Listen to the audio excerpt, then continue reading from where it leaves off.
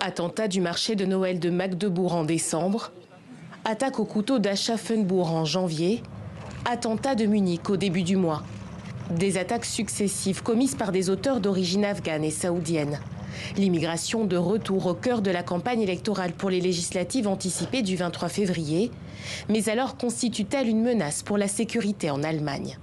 Le chancelier a promis de faire expulser le suspect afghan de l'attaque à la voiture bélier. Ce criminel ne peut pas compter sur une quelconque clémence. Il doit être puni et doit quitter le pays. Quelques jours plus tard, des centaines de milliers d'Allemands se sont rassemblés à Berlin pour se lever contre tout amalgame et une montée de l'extrême droite.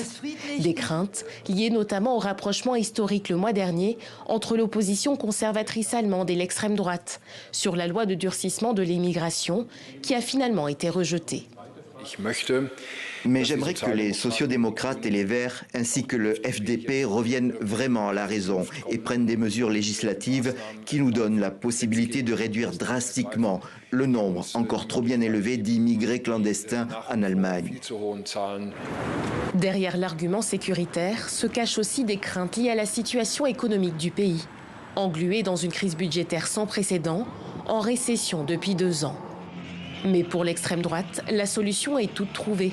Réduire le nombre d'immigrés en Allemagne. Réduire les prestations sociales pour les personnes qui n'ont pas le droit de rester et procéder à des rapatriements à grande échelle. Et je dois vous le dire très honnêtement, si nous devons appeler cela une remigration, alors cela s'appelle une remigration.